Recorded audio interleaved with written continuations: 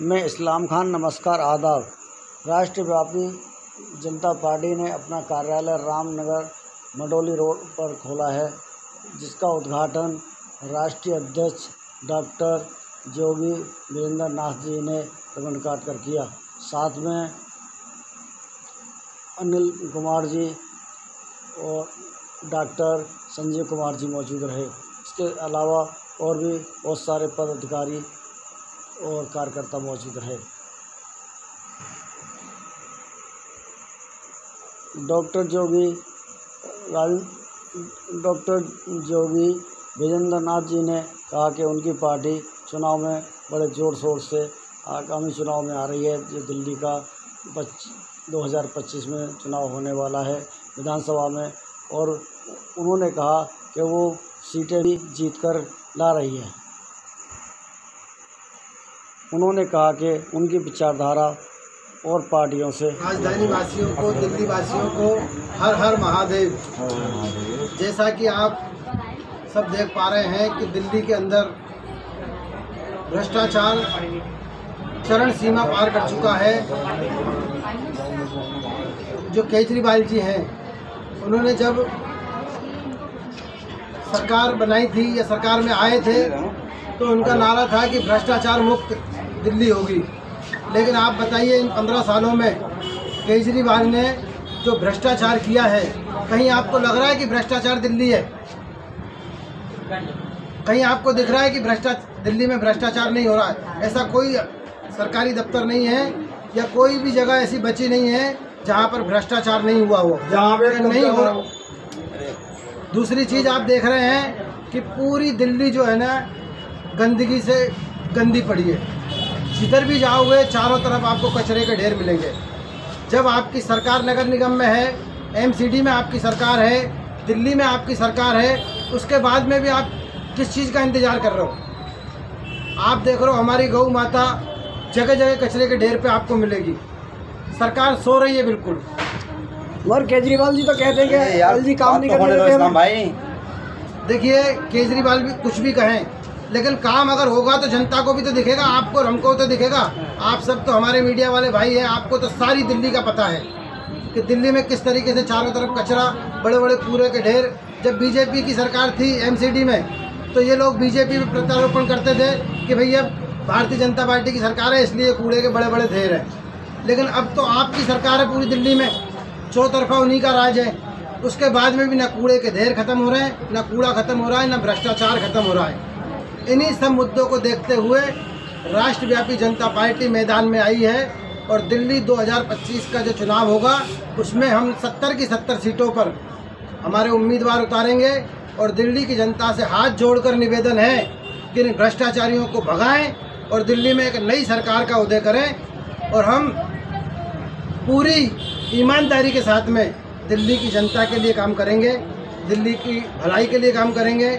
यहाँ दिल्ली स्वच्छ दिल्ली हो, भ्रष्टाचार मुक्त दिल्ली हो, इसका हम लोग संकल्प लेके काम करेंगे। सर, सवाल ये है कि आप भाजपा को हराने आए हैं या आम आदमी पार्टी या कांग्रेस को? जो सत्ता में पार्टी, हम उसको हराने आए हैं। अगर सत्ता में भाजपा होगी तो उसको भी हराएंगे, और सत्ता में अगर आप होगी तो उसको हराएंगे, कांग्रेस होगी तो उसको हराएंगे। 7 लोकसभा सीटें पहले की भाजपा की हैं और आम आदमी पार्टी पूरी दिल्ली चला रही है। सवाल ये भी आता है कि आपके जो मुद्दे हैं, क्या उन्हें आम आदमी पार्टी का टिक पाएंगे?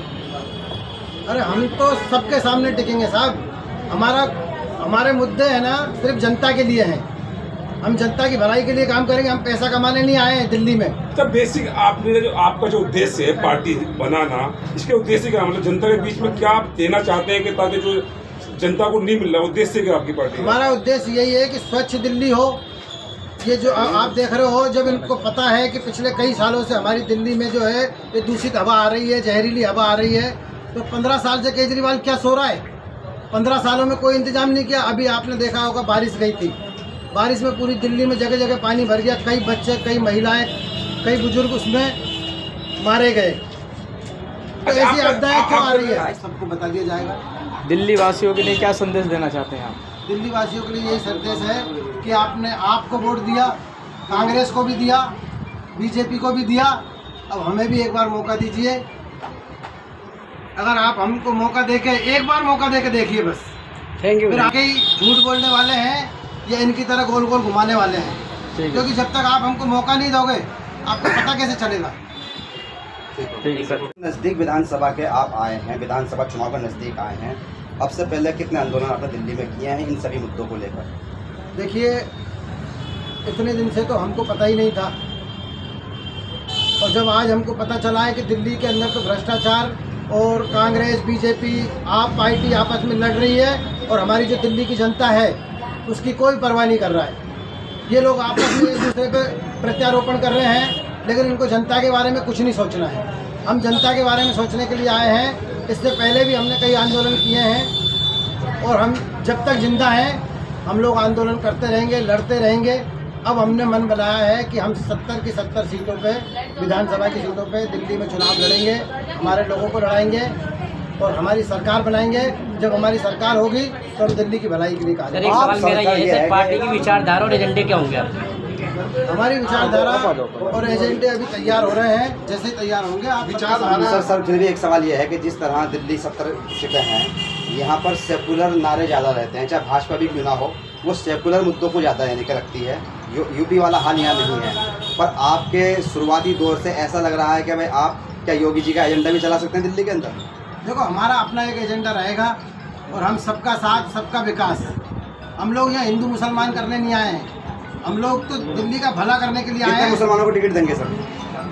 जितने कैंडिडेट आएंगे, अभी हमारा ऐसा कोई निश्चित नहीं है, लेकिन हमारे पास अगर मुस्लिम कैंडिडेट आएगा या दलित कैंडिडेट आएगा या जनरल आएगा, ओबीसी आएगा, सबको हम लोग टिकट देंगे और निष्पक्षता से देंगे। किसी का कोई पक्षपात हम लोग नहीं करेंगे। हमारे मन में और हमारे दिल में भारत बसा हुआ है, न कि जातिवाद या धर्मवाद। हम लोग धर्मवाद की राजनीति बिल्कुल नहीं करेंगे, क्योंकि धर्मवाद की राजनीति कर करके लोगों को आपस में लड़ा के और नेताओं ने अपना घर भर रहे हैं। ये काम करने के लिए हम दिल्ली में नहीं। जो आपके मुद्दे हैं वही बीजेपी के मुद्दे हैं, आपके मुद्दे कुछ हटके नहीं है। नहीं, सबका साथ सबका विकास ये नारा बीजेपी का है।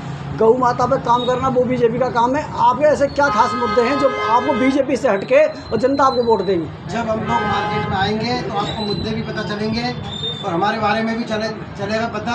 हमारी विचारधारा किसी भी पार्टी से मिलना जुलना नहीं है। हमारी विचारधारा है कि दिल्ली के लोगों का भला किस तरीके से हो। भाई, विचारधारा कुछ भी हो सकती है, लेकिन आप जमीन पे क्या हकीकत में काम क्या कर रहे हो? अच्छा, प्रभारी जी, एक चीज़ हमने अक्सर देखते हैं कि चुनाव के टाइम पर बहुत नेता आते हैं, बड़ी बड़ी बातें करते हैं और लोग जनता उनको तालियां बजाती है, लेकिन 78 साल की जो हमारी जनरी है इस देश को आज़ादी की, कहीं ना कहीं लगता है कि जनता निराश है। मतलब वो चीज़ें जो मिलनी चाहिए, वो बेसिक सुविधाएँ वो शायद नहीं है, और खासकर जो बाहरी लोग हैं, देहात के जो लोग होते हैं, उनको नहीं है। असल में जनता हमारी थोड़ी सी गुमराह है, उसका सब जगह ध्यान है, सब जगह रुझान है, लेकिन उसका पॉलिटिक अवेयरनेस नहीं है। उसका कारण ये है कि सभी लोग हर चीज़ पे तो बहुत ज़्यादा ज्ञान रखते हैं, लेकिन पॉलिटिकली ज्ञान नहीं रखते। मैं उन सबको ये कहना चाहता हूँ कि आप एक ऐसे नेता को चुनिए जो आपके विकास की बात करे, आपके रोजगार की बात करे, आपके स्वास्थ्य की बात करे। लेकिन आप लोग बात क्या करते हैं, ये इस धर्म का नेता है तो मुझे इसे वोट देनी चाहिए, ये उस चीज़ का नेता है तो मुझे उसे वोट करनी चाहिए। कभी भी सोचते नहीं है कि जिसको हमने वोट देनी है उसकी खुद की क्वालिफिकेशन क्या है, उसका खुद का विजन क्या है, उसका खुद का बैकग्राउंड क्या है और वो क्या आपको देना चाहता है। अच्छा, सवाल मेरा अक्सर पूछता हूँ मैं, जैसे भगत सिंह है, आज भी 100 साल के करीब होने को आ गए, राष्ट्रीय मतलब शहीद का दर्जा नहीं। जब भी हम गूगल पे बहुत ढूंढा, मैप पे भी बहुत जाने की कोशिश करी, लेकिन कोई संतुष्ट जवाब नहीं, पार्टी भी कोई जवाब नहीं दी। एक 21 साल का युवा लड़का भगत सिंह, जिसके नाम पे लोग राजनीति भी करते हैं, वोट भी मांगते हैं, उसे दर्जा क्यों नहीं? देखिए, उन्हें दर्जा क्यों नहीं दिया गया इस बारे में तो मैं नहीं कहता, लेकिन अगर जनता हमें मौका देती है तो जो ना हुए हुए काम है वे भी होंगे। Thank you. सुभाष चंद्र गुप्ता,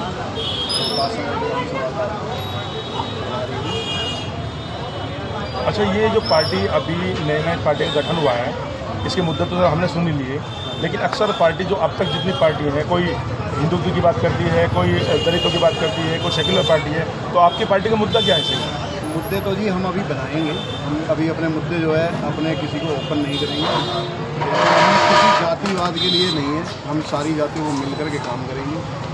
सबसे बड़ा मुद्दा हमारा ये है कि जो एक विधायक बनता है 5 साल के लिए बन जाता है, 5 साल में वो कोई काम नहीं करता, उसको 5 साल में कोई हटा नहीं सकता। हम ये चाहते हैं कि हम विधायक बने, हम 6 महीने का हिसाब पब्लिक को दें कि हमारे को 6 महीने में कितना फंड मिला, कितना हमने खर्च किया, उसका पब्लिक हमसे हिसाब दे और हम उसका हिसाब दें। लोगों की धारणा है कांग्रेस को ख़त्म करने के लिए आप पार्टी का गठन हुआ था, तो आपकी पार्टी का गठन क्यों हुआ है?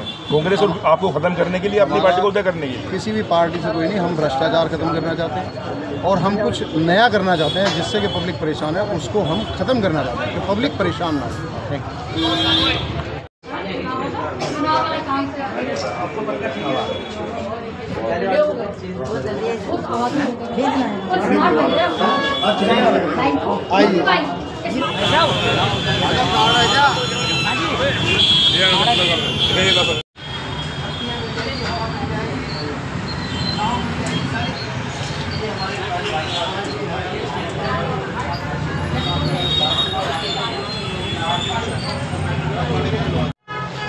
वीडियो सब लिंक भी मिलेगा वीडियो महिला मोर्चा बहुत बहुत बधाई हो आपको। और इधर आ जाओ, थोड़ा सा पीछे पीछे करो ऐसा भाई। आप ले लो भाई। एक पटका और दो ना। हाँ हमारे नागरिक विधानसभा ये हमारी इस ऑफिस की डाटा आपने रख लो एक पटका देना। सॉरी मैं नाम ये लो बहन जी।